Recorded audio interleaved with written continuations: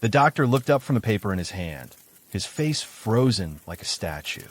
His eyes slowly moved to the man sitting in front of him, Lucas Thorne, the billionaire whose face was known on every magazine cover. Sitting beside Lucas was a woman with tired eyes and hands clenched tightly in her lap. Her name was Emily Reyes, a single mother who had agreed to play pretend. But now pretend was over. The DNA results are in, the doctor said, voice low and steady. Lucas raised an eyebrow, and the doctor blinked. The child isn't Emily's, and he's biologically yours. Emily's mouth dropped open. Lucas stood up so fast his chair scraped the floor. His hand trembled as he grabbed the paper from the doctor's hand, reading it again and again like it would change. But it didn't. The test said the boy Lucas believed to be Emily's son was actually his, and Emily had no biological connection to the child at all. Lucas turned to her, eyes dark. "What have you done?" Emily couldn't speak. Her body froze, heart pounding like a drum. And then, just as she opened her mouth to say something, the door burst open. "Let's go back. Let's start from the beginning." It was raining the day Lucas Thorne made the offer. Emily Reyes had just gotten fired from her waitress job. The diner owner had finally given in to all the complaints about her bringing her 5-year-old son, Noah, to work. Emily had no one to watch him, no money for daycare, and no help from Noah's father, who had vanished before the baby was even born. So when the tall, sharp-jawed man in a black suit approached her in the parking lot, she thought he was there to yell at her for making his coffee wrong. Instead, he handed her a business card. "Lucas Thorne," he said, like she should know the name. "I need someone to pretend to be my wife." Emily blinked. "I'm sorry, what?" He didn't smile. "You'll be paid $10,000 a week. You'll live with me. You'll follow a script. All you have to do is act like we're married, publicly and privately." She frowned. "What's the catch?" "My mother is dying. She has only a few months left. Her last wish is to see me married and happy." He paused. "I don't believe in marriage, so I need someone who can play the part." Convincingly. Emily laughed, then stopped when she realized he was serious. "Why me?" she asked. Lucas looked down at Noah, who was clutching her leg and staring up at him with big, curious eyes. "You look like someone who can keep a secret," he said, "and your son might actually help sell the story." Emily crossed her arms. "Noah isn't part of this." Lucas didn't blink. "He has to be. A child would convince her even more. We'll say he's mine. I'll pay extra." Emily wanted to say no. She should have said no. But then she thought of her rent, her fridge that was almost empty, and the way Noah had been wearing shoes with holes in them. She agreed. The next day, a car picked her up. They drove to a mansion so big it didn't look real. There were fountains, gates, and chandeliers taller than trees. Noah ran through the hallways like he'd entered a castle. Lucas gave her a script, how they met, their wedding story, their favorite vacation. They practiced their smiles in the mirror. They even had fake wedding photos printed and placed on the walls. When Lucas's mother, Victoria Thorne, arrived from the hospital, she cried when she saw Emily. "She's beautiful," she whispered, hugging Emily. "And the boy, he has your eyes, Lucas." Lucas smiled tightly. "He's mine." Emily squeezed Noah's hand a little too tightly. Weeks passed. Victoria grew weaker. Emily grew stronger. She started wearing designer clothes. She stopped worrying about bills. Noah had toys, tutors, and a bed bigger than their whole apartment. Lucas stayed cold. Always polite, never kind. Except to Noah. That part was strange. He was never good with kids, he'd said. But with Noah, something shifted. Sometimes Lucas would stare at the boy like he was trying to remember something. One night, Emily walked past Lucas's study and heard laughter. She peeked in. Lucas was reading Noah a bedtime story. They were both laughing. It didn't feel fake. Then came the first twist. Victoria asked for a family portrait with all three of them and Noah in the center. Emily panicked. She didn't want photos that would last forever. But Lucas said they had no choice. That night, after the photo shoot, Lucas knocked on her door. "I want a DNA test," he said. Emily froze. "Why?" He looked down. "I don't know. Just a feeling." She laughed nervously. "You already said we could pretend he's yours. Why does it matter?" Lucas didn't answer. He handed her a small envelope. Just take the swab. It's simple. Emily wanted to say no, but something in his face scared her. So she took the swab and did the test. A few days later, Lucas sent another swab, this one for Noah. She didn't ask where he got it. When the results came, everything changed. But before we get there, something else happened. Something that would make everything worse. One night, Noah went missing. It was a stormy night. Thunder crashed outside. Emily ran from room to room, screaming his name. Lucas called security. They searched every hallway, every room, even the gardens. Then they found the back door open. There were tiny footprints in the mud. Emily screamed so loud it echoed through the house. And just as Lucas ran outside to follow the prints, they heard a voice from the shadows. "Looking for this?" someone asked.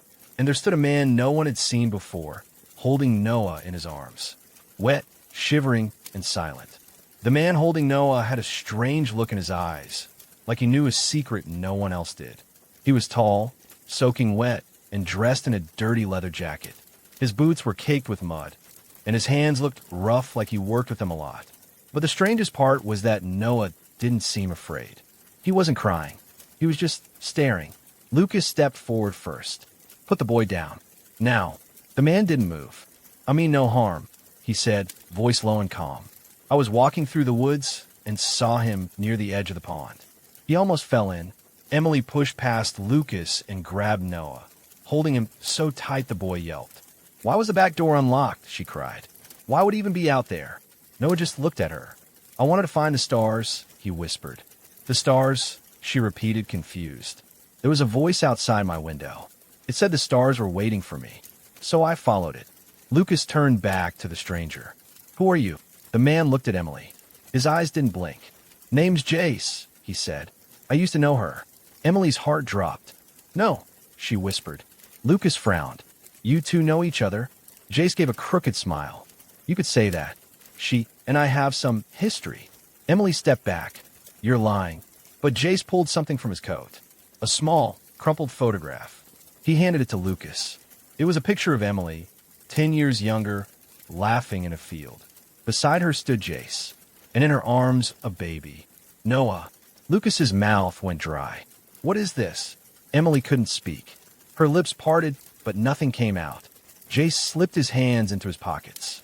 "You told him the boy was yours," he said to Emily. "But you never told him whose he really is." Lucas looked between them. "Wait, are you saying?" "I'm Noah's real father," Jace said. Silence fell like a heavy stone. Emily shook her head slowly. "That's not... I didn't know," Jace said. "You never told me." Lucas grabbed Jace by the collar. "How did you find her? What do you want?" Jace didn't flinch. "I want to see my son." Emily pulled Noah closer. "You don't get to want that. You had your chance." "Mommy," Noah asked. "Who is he?" Emily's eyes filled with tears. "He's nobody." Jace's expression hardened. "That's a lie." Lucas turned to Emily. "You told me the boy was yours. Just yours. And you agreed to pretend he was mine. But now there's another man in the picture." Emily couldn't look at him. "I didn't think Jace would ever come back." He was gone. Lucas was breathing hard. He looked at Noah, then back at Jace. "We just did a DNA test. The boy isn't yours. He's mine." Jace blinked. "What?" "I got the results earlier tonight," Lucas said, his voice still sharp. "They say I'm his biological father." Jace's jaw clenched. "That's not possible." Emily's knees felt weak. It can't be." Lucas stormed inside. "We're going to the doctor. Right now." An hour later, they were sitting in a quiet room at a private clinic. The doctor, a different one this time, read over the test again. He looked confused. "This test says the child is a genetic match to Mr. Thorne," he said slowly, "and not to Ms. Reyes or Mr. Jace." Emily stood up. "That's not possible. I gave birth to him. I have the scars to prove it." The doctor shook his head. "The test is clear. The child is not biologically related to you." Jace laughed in disbelief. "Then whose kid is he?" The doctor looked at the papers again. "According to this, Noah is Lucas Thorne's biological son, but the mother is someone else." Emily gasped. No, there must be a mistake." Lucas stared at her, stunned. "What did you do, Emily?" "I didn't do anything," she screamed. "I swear." But doubt was growing in everyone's eyes. Even Noah looked confused now. Jay stood. I want my own test. With my own lab. The doctor nodded. That can be arranged. But I must warn you. The first result was done with precision. It would take a serious error for it to be wrong. Lucas sat down slowly, gripping the arms of his chair. You lied to me, he whispered. Emily turned to him. No, I didn't. I raised him. I fed him, bathed him, held him when he cried. I'm the only mother he's ever known. Lucas looked at Noah. He has my eyes, he said quietly. But he was mine, Emily said. I gave birth to him. Jace shook his head. Or you thought you did. Emily's breath caught in her throat. What are you saying? Lucas leaned forward. Where did you have Noah? At the county hospital, she said. Room 203. Lucas froze. That's where my ex-girlfriend gave birth. Emily blinked. What? 7 years ago, he said slowly. She told me the baby died, but she left without a trace. Her name was Sarah Keller. Emily's mouth opened in shock. The doctor looked at the files again, then slowly turned to them. There were 2 births that night, he said. Both baby boys. Same floor. Same hour. One woman left, the other stayed. Emily staggered back, covering her mouth. Oh my God, she whispered. Jace narrowed his eyes. Are you saying the babies were switched? The doctor nodded slowly. That's the only explanation that makes sense. Lucas stood up, his face pale. My son was taken and raised by someone who didn't even know. Emily's body shook. No, I loved him. I didn't know. Jace looked away, his voice low. Then where's your real son, Emily? The room went silent. Suddenly, the lights flickered, and a nurse ran in, her face white. Mr. Thorne, she panted. There's a woman downstairs. She says her name is Sarah Keller. Lucas froze. She says she never gave up her baby. Everyone stood at once. She says you took him. The room exploded into shouting. Emily fainted. Emily's body crumpled to the ground like a rag doll, and Noah screamed, Mommy! Lucas rushed to catch her head before it hit the cold clinic floor. Nurses flooded into the room, one checking her pulse, another calling for oxygen. Noah clung to Lucas, shaking. Lucas held him tightly, his face pale and his hands trembling. Take Noah outside, Lucas said to the nurse. Keep him calm. The nurse tried, but Noah screamed louder. No, I want Mommy. Lucas knelt, taking Noah's face gently in his hands. Buddy, I promise she'll be okay. I need you to be strong, just for a little while. Noah sniffled but nodded.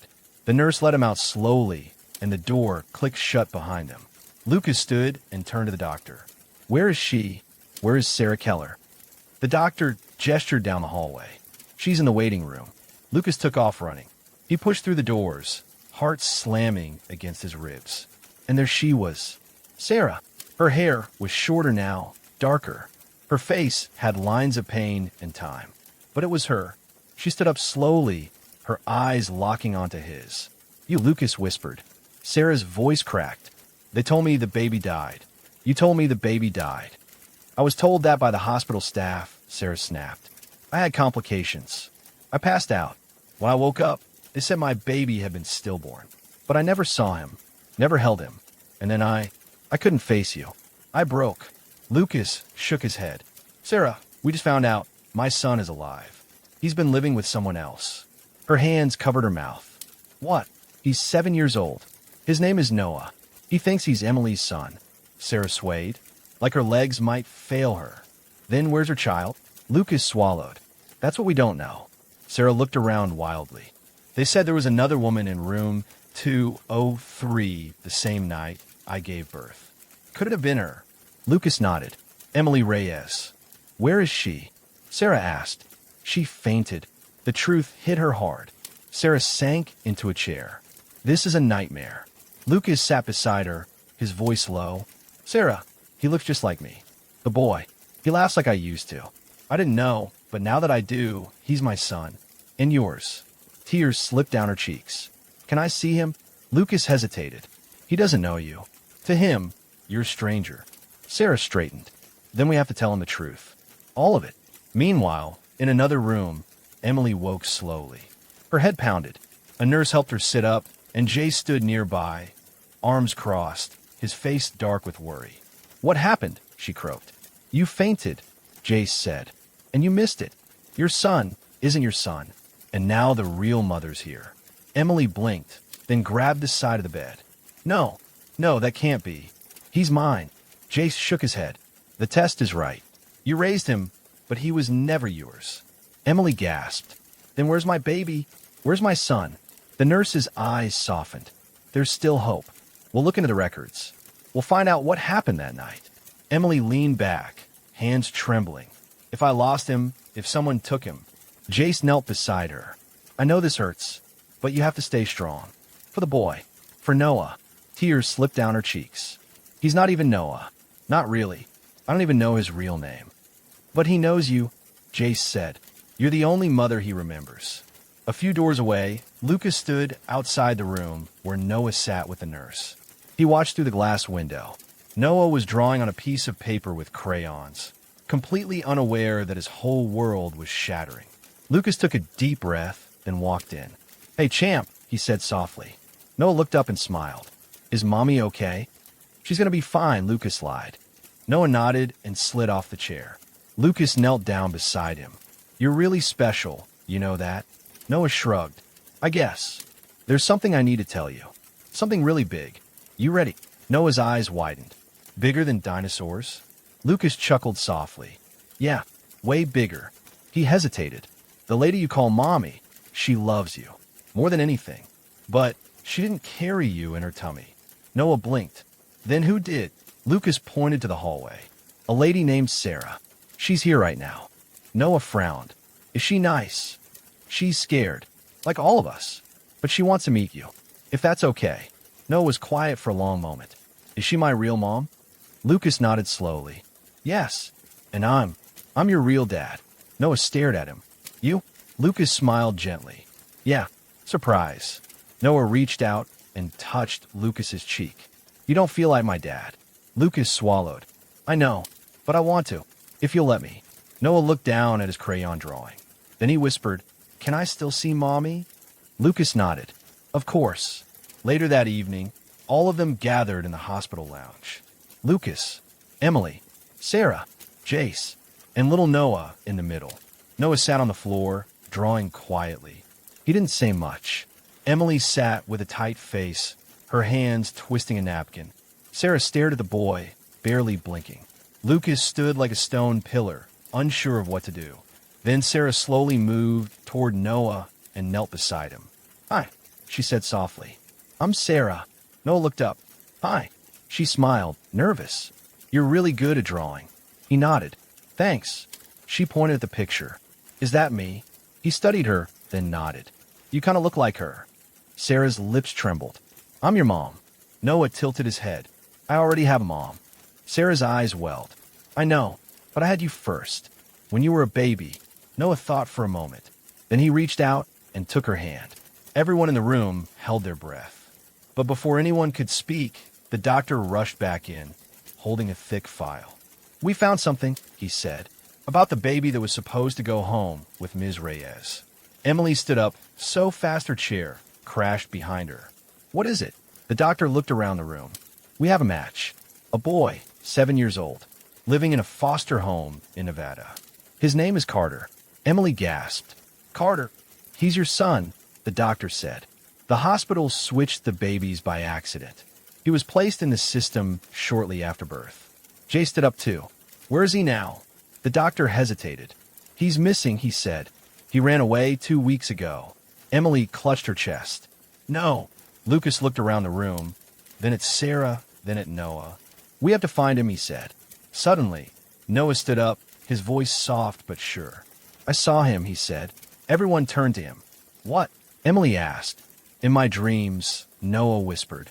He's cold, and he's looking for me. Emily fell to her knees. Lucas's face darkened. We're going to find him, he said. And at that moment, Jace's phone buzzed. He picked it up and went pale. What is it? Lucas asked. Jace turned the screen to show him. A news headline flashed across it. Unidentified boy found in woods outside Las Vegas. No ID, no name, just a drawing clutched in his hand. Lucas stared at the photo. It was a drawing of Noah. Tears filled Emily's eyes. "That's my son." The room went still. No one breathed. The only sound was the soft hum of the hospital lights overhead. Emily snatched the phone from Jace's hand, her eyes locked on the grainy image. The news article showed a blurry photo of a little boy wrapped in a silver rescue blanket, sitting on the back of an ambulance.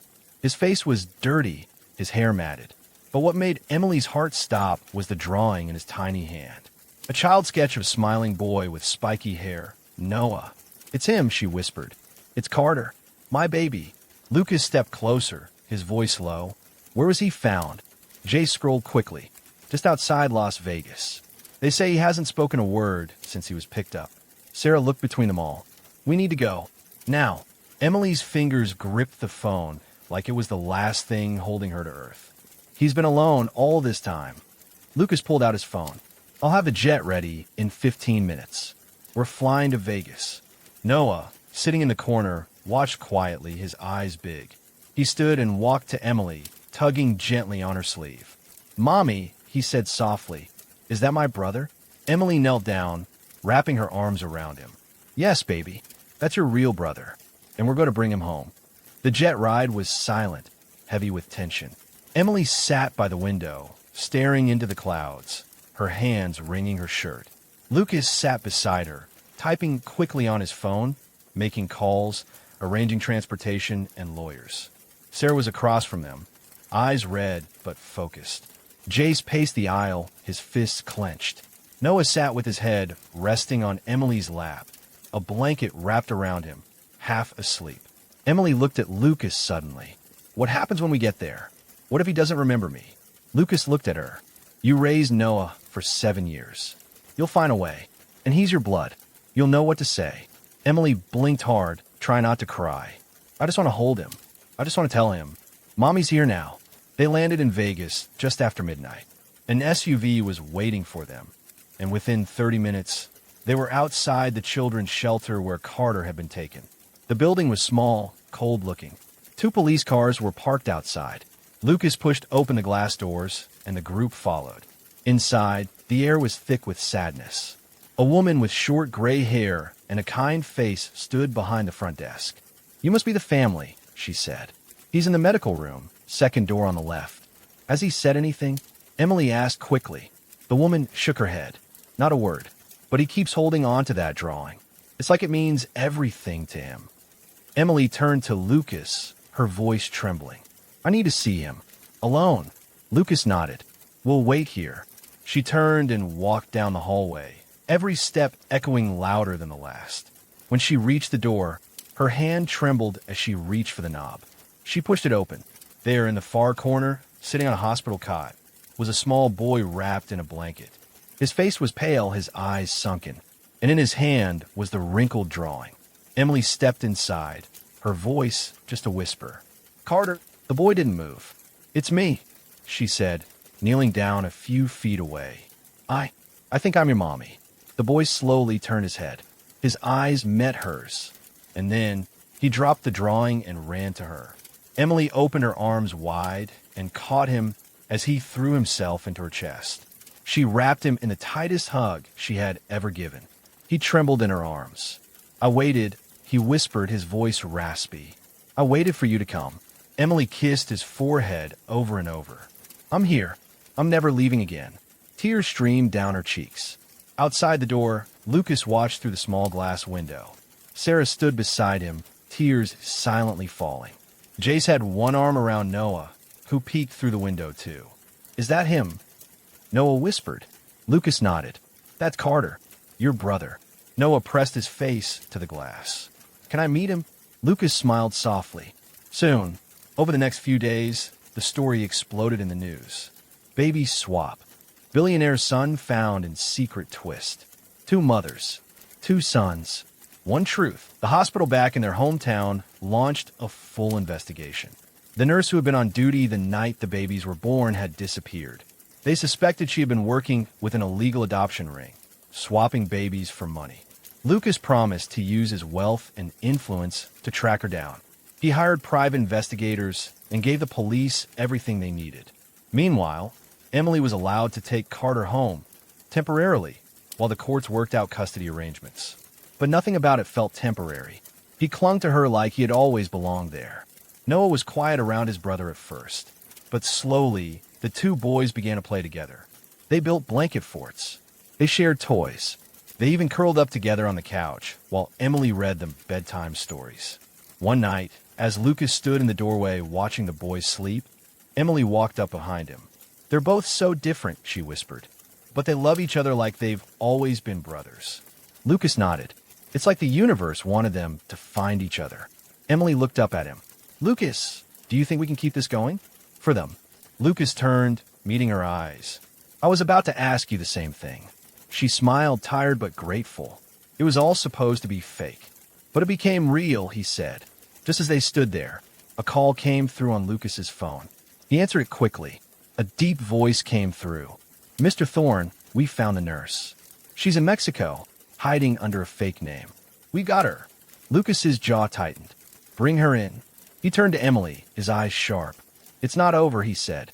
And the next morning, at sunrise, Lucas received another message. But this time, it wasn't from his private investigators. It was from the nurse herself. "I need to talk. The baby swap wasn't a mistake. It was planned. And it wasn't just one baby." Emily stared at the message on his phone, her face going pale. Lucas looked at her. "There's another child." Emily felt like the floor had vanished under her feet. "Another child?"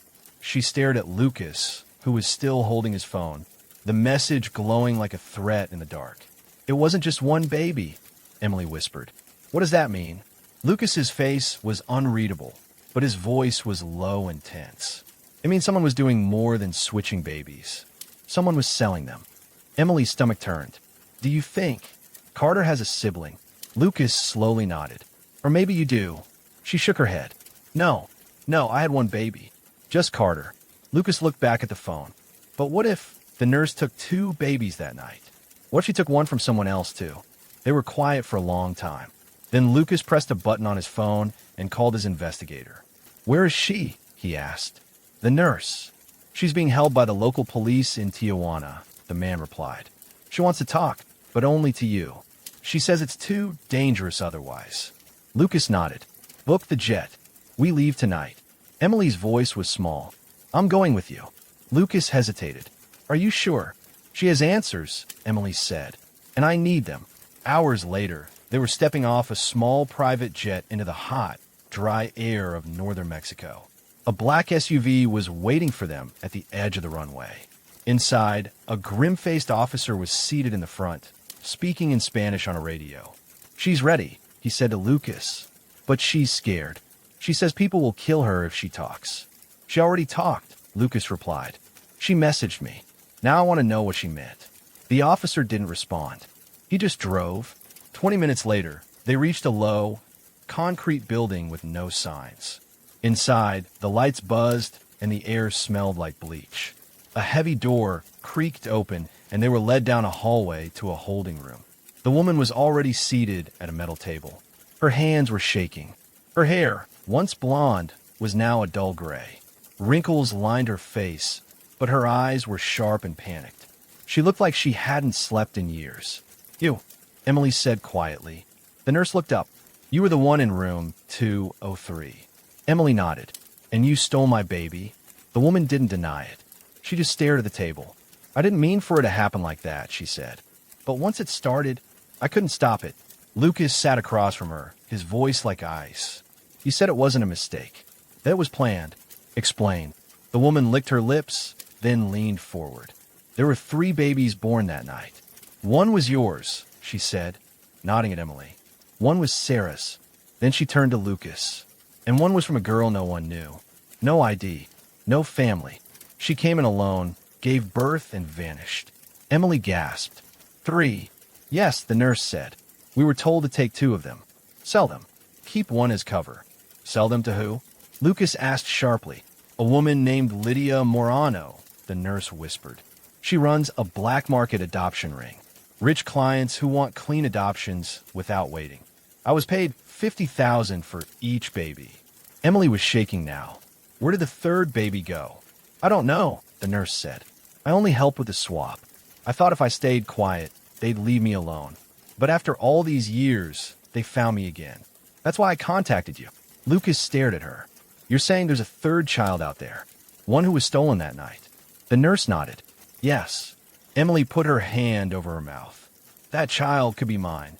Or mine, Lucas said. Silence filled the room. Finally, Lucas stood. You're going to write down everything you know. Names, dates, places. And you're going to help us find her. I will, the nurse whispered. But you have to protect me. If Lydia finds out I talked, she won't, Lucas said coldly. Because by the time we're done, she won't be able to hide. Back home, Sarah was watching the boys while they slept.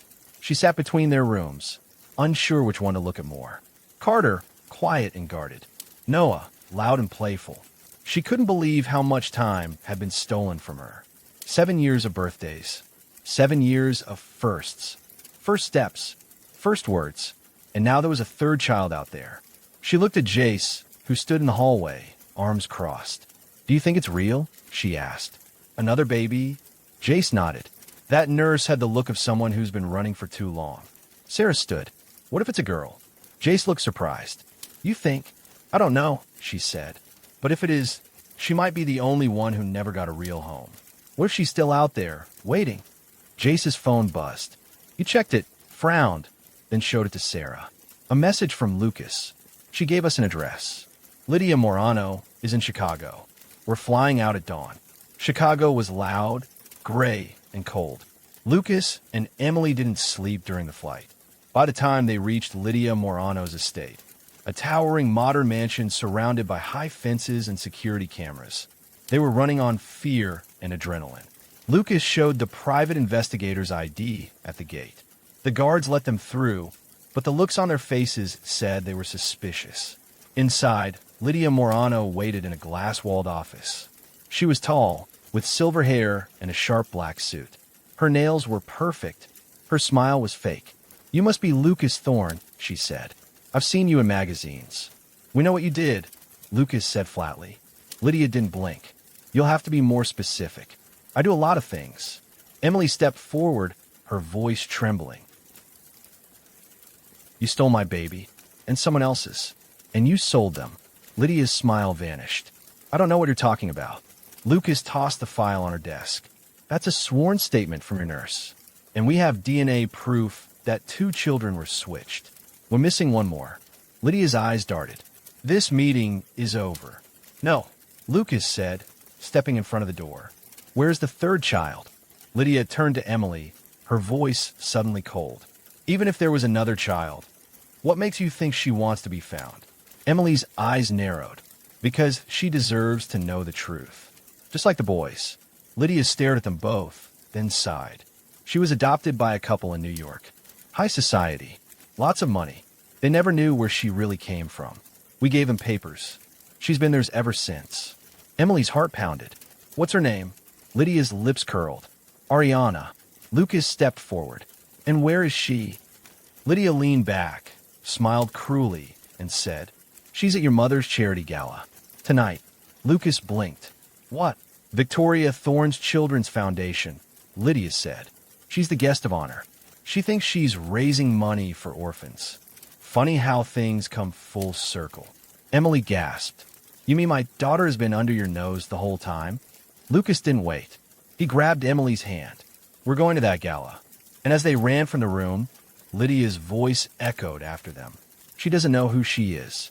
But when you tell her, don't be surprised if she doesn't want to come home. The car sliced through the streets of Chicago like a bullet, weaving between traffic as the skyline glowed with the lights of early evening. Lucas sat in the front seat, his jaw tight, fingers tapping furiously against his knee. Emily sat behind him, staring out the window, her heart pounding harder with every block they passed. My daughter, she whispered, the words still foreign on her tongue. Ariana, that's her name. Lucas looked back at her. If she's been with that family all her life, this will be a shock. Emily swallowed. I don't care. She deserves to know. She deserves to choose. They arrived at the Grand Ballroom downtown, just as valet drivers began taking sleek black cars from donors dressed in tuxedos and gowns. Paparazzi snapped pictures at the entrance. The Thorne name pulled attention like a magnet. Lucas didn't wait in line. He stormed past security with Emily at his side, and the guards let him through without a question. The gala was in full swing. Gold chandeliers hung from the ceiling. Tables lined with crystal glasses and rose centerpieces filled the room. A jazz band played softly, and laughter echoed through the air. In the middle of it all, Victoria Thorne, still regal despite her illness, stood smiling with donors, raising money for orphanages.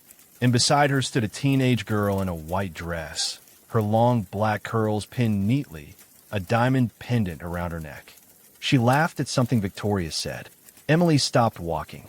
Her body froze. "That's her," she whispered. "That's Ariana." Lucas looked at the girl and nodded slowly. "She has your eyes." Emily's breath hitched. "And your nose." They watched her from across the ballroom, but Ariana didn't see them. She was too busy chatting with people, her smile warm and genuine. Emily turned to Lucas. "How do I even begin? How do I tell her she's been living a lie?" Lucas stepped forward, gently touching her shoulder. "You start with the truth. That's all you can give her." Emily took a breath and moved toward the stage where Victoria was giving her speech. "And we are proud tonight to honor a young woman who represents the future we dream of," Victoria said. "Smart, compassionate, full of promise. Please welcome Ariana Maddox." Applause rang out. Ariana stepped onto the stage, waving modestly. She looked down at the crowd with confidence and grace. Emily's heart swelled and shattered all at once. Ariana smiled into the mic. "Thank you so much. I'm honored to be here tonight. Being adopted into a loving family gave me everything I needed to grow and dream. I only hope every child out there gets that same chance." Emily's knees went weak. Lucas caught her. The words cut into her like blades. Ariana had no idea she'd been stolen, that her real mother had never given her up. Ariana finished her speech and stepped off stage. That's when Emily moved. She walked straight up to the girl, heart racing, people watching. Ariana looked at her curiously, blinking as if she sensed something strange. "Hi," Emily said. "Hi," Ariana said, puzzled.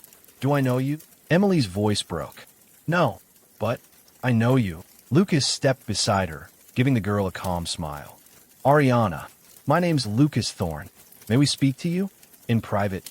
Ariana looked confused, but nodded slowly. "Okay." Victoria stepped over, looking annoyed. "Lucas, what are you doing?" "Mom," Lucas said calmly, "please trust me." Victoria frowned, but saw the look in his eyes.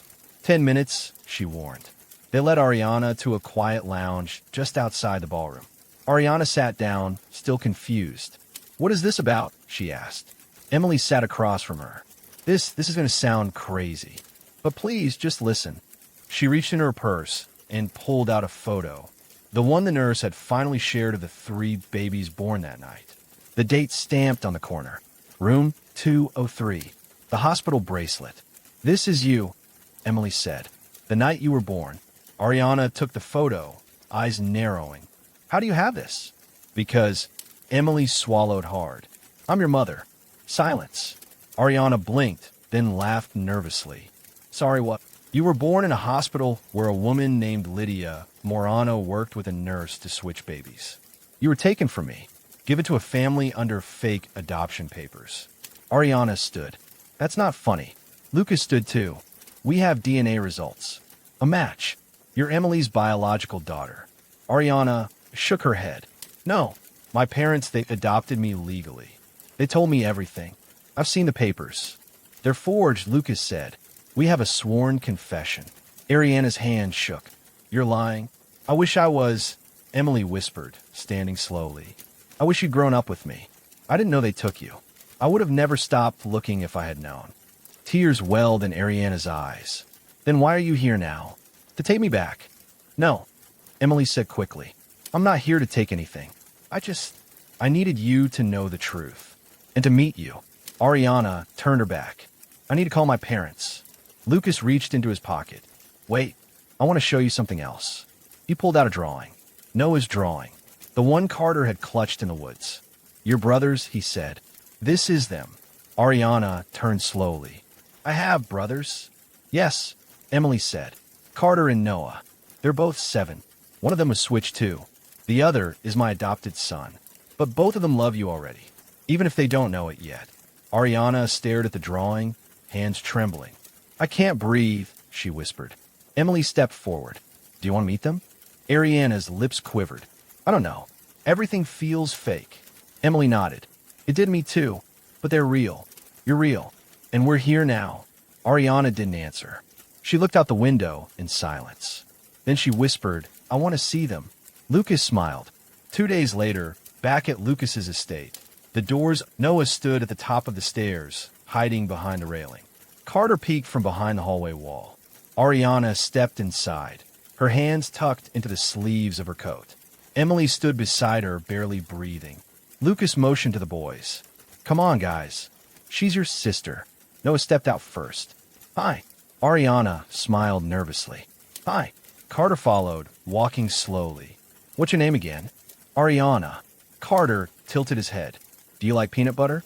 She laughed. Yeah. Noah grinned. Cool. You can sit by me. And just like that, they sat down together in the living room. Emily watched as Ariana began to talk, laugh, and show them pictures on her phone. It was imperfect. It was new, but it was something. Lucas walked up beside her. They'll figure it out. Emily nodded, tears in her eyes. Then Lucas's phone buzzed again. He frowned, checked it, and his face changed. What is it? Emily asked. Lucas turned the screen to her. A text message. No name, no number, just one sentence. The girl isn't who you think she is. Emily's heart dropped. Lucas stared at the screen, and the message continued to type right before their eyes. Ariana was never supposed to live. The words burned into the screen like fire. Ariana was never supposed to live. Lucas stared, frozen. Emily's throat tightened as she read the message again. The room around them seemed to disappear, sounds fading into silence. All that remained was the sharp chill of those 8 words, and what they could possibly mean. What kind of sick message is that? Emily whispered, her voice shaking. Lucas tapped the screen, trying to trace the number. It's a burner. Untraceable. Emily looked across the room at Ariana, who was now showing Noah how to braid string into bracelets. She laughed softly as Carter made a goofy face, and Noah giggled, sticking out his tongue. They looked like they'd known each other forever. She's just a girl, Emily said. A kid who lost her whole past and is finally starting to rebuild it. Why would anyone say something like that? Lucas's jaw clenched. I don't know, but I'm going to find out. He immediately dialed his head of security. Pull all surveillance from the estate for the last 24 hours. Any strange phone signals. Any vehicles near the gates. I want a full report in 1 hour. He hung up and turned to Emily. Someone is watching us.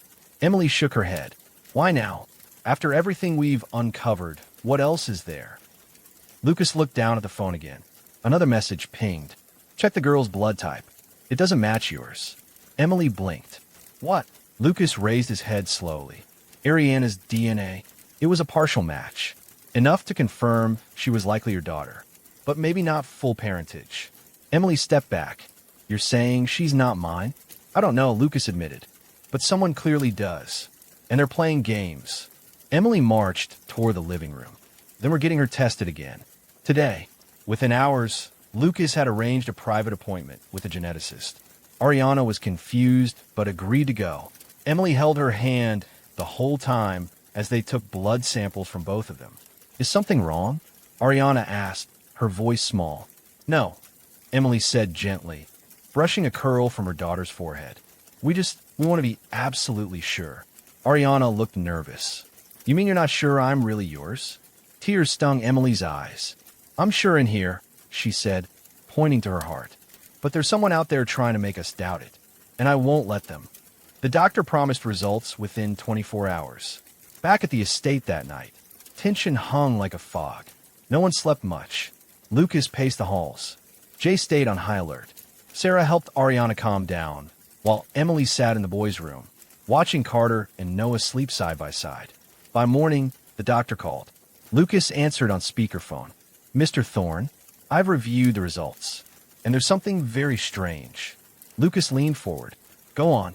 Ariana is not biologically related to Emily Reyes. Emily gasped. That's impossible. She's also not related to Lucas Thorne. Or Sarah Keller. Or Jace Vaughn. There's no direct match. What are you saying? Lucas asked. The doctor hesitated. She's a manufactured child. Genetically edited. Lab-born. Her DNA shows signs of artificial sequencing. This girl wasn't born in a hospital the way we assumed. Emily staggered back. Then who is she? She whispered. She's not from any of the 3 births we tracked, the doctor said quietly. She's not one of the babies from room 203. Ariana was planted. Lucas's blood ran cold. Someone swapped her in. The doctor continued. She was never supposed to go home with a family. She was part of something else. A trial, maybe a project. Whatever it was, she wasn't meant to live in public. Emily sat down, breathless. That's why they said she wasn't supposed to live. Yes, the doctor said. She's an experiment, and someone out there is trying to cover it up. Just then, a loud bang echoed from the back of the house. Lucas dropped the phone. Get the kids. Now. Emily sprinted to the boys' room. Jace grabbed a flashlight and a handgun from the safe. Sarah pulled Ariana into the hallway. The back door, one of the guards yelled. Lucas and Jace ran toward it, but what they found made them stop cold. The back gate was wide open, and in the dirt near the fence were footprints. Small ones. Emily appeared behind them, her voice trembling. Noah and Carter are gone. Jace's face turned white. No, they were just in bed. And Ariana, Sarah said, her voice a whisper of horror. She's gone too. Lucas looked down and spotted something half buried in the mud. A red bracelet. Noah's. He picked it up with shaking fingers. And then a piece of paper fluttered onto the grass. Lucas grabbed it. Written in ink. She was built for something greater. We're just taking back what's ours. Emily screamed. The air was thick with panic. Alarms rang through the estate as guards fanned out into the surrounding woods. Emily clutched the crumpled note in her trembling hands. Her boy's gone. Ariana, gone. Her heart raced so hard it felt like it might burst. Every breath hurt. Lucas turned to Jace and Sarah, his voice low and sharp. Call the FBI. Get facial recognition teams on Ariana's last known location. We're tracking all traffic out of the area. I want a 50-mile radius under surveillance in 10 minutes. I'll alert all major airports and highways. Jace said, already dialing. Emily paced, her mind racing. They knew our schedule, our security. They knew where to find them. Lucas looked down at the red bracelet in his hand. They've been watching for longer than we realized. Suddenly, Lucas's phone buzzed again. A private call. Unknown number. He answered, voice hard. Where are they? A voice came through, scrambled and masked. Robotic. If you want them back, come alone. 1 hour. Coordinates are in the message. No cops. No tricks. Or they disappear forever. The call ended. Coordinates pinged through seconds later. Lucas looked at Emily. You're not coming. It's too dangerous. Emily grabbed his arm. They're my children. I'm going. He didn't argue. He saw it in her eyes. She would follow even if he tried to stop her. The meeting point was an abandoned steel factory on the edge of town, surrounded by rusted metal fences and broken windows. Shadows stretched across the cracked pavement like claws. Lucas and Emily arrived together in an unmarked black SUV, weapons hidden under their coats, determination written across their faces. Inside, it was pitch dark. They walked silently through the empty corridors until they reached a wide, open space lit by a single hanging light bulb. And there they were. Noah, Carter, Ariana. All 3 were standing quietly, guarded by 2 men in black suits and masks. Behind them, a tall woman in a red coat stepped out of the shadows. Lydia Morano. Emily froze. You. Lydia smirked. You should have stayed out of it, Emily. This was bigger than you. Where are the others? Lucas demanded. No others, Lydia said. Just me now. Cleaning up. Emily stepped forward. They're just kids. Let them go. They're assets, Lydia snapped. Ariana is property. She was created in a lab. Built to be smarter, faster, better. You think it was an accident she ended up at your gala, Lucas?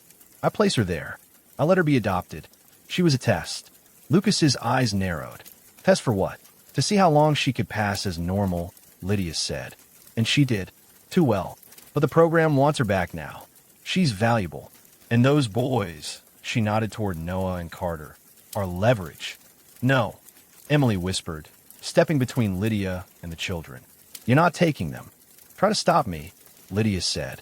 But Lucas had already pulled a small device from his coat. He pressed a button. Suddenly, red and blue lights flooded through the broken windows.